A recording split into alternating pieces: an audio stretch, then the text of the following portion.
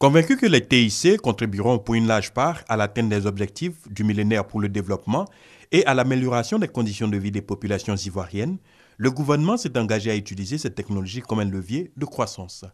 Les TIC sont désormais considérés en Côte d'Ivoire comme un besoin de base des populations, au même titre que l'eau, l'électricité ou encore l'éducation. Sans substance, la vision de la Côte d'Ivoire présentée par Bruno Koné à la tribune de l'Union internationale des télécommunications UIT à Busan, en Corée du Sud, lors de la conférence de plénipotentiaires. La Côte d'Ivoire, qui affiche à ce jour un taux de pénétration de la téléphonie mobile de 86%, soit plus de 20 millions d'abonnés, a l'ambition d'atteindre à l'échéance 2020 un taux équivalent pour l'Internet, voire même pour le haut débit. Pour ce faire, nous avons entrepris une vaste réforme du cadre juridique institutionnel du secteur des TIC et avons mis en œuvre des projets structurants,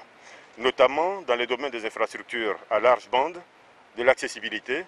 de la production de contenus à intérêt local, ainsi que la valorisation du capital humain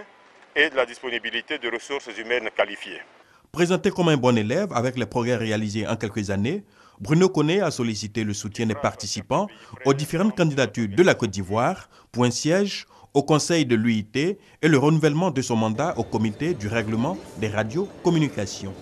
Outre la conférence de plénipotentiaires, qui a vu le renouvellement des dirigeants et la mise sur pied de la stratégie de développement des TIC pour les années à venir, la Côte d'Ivoire a pris part à une réunion ministérielle sur les TIC.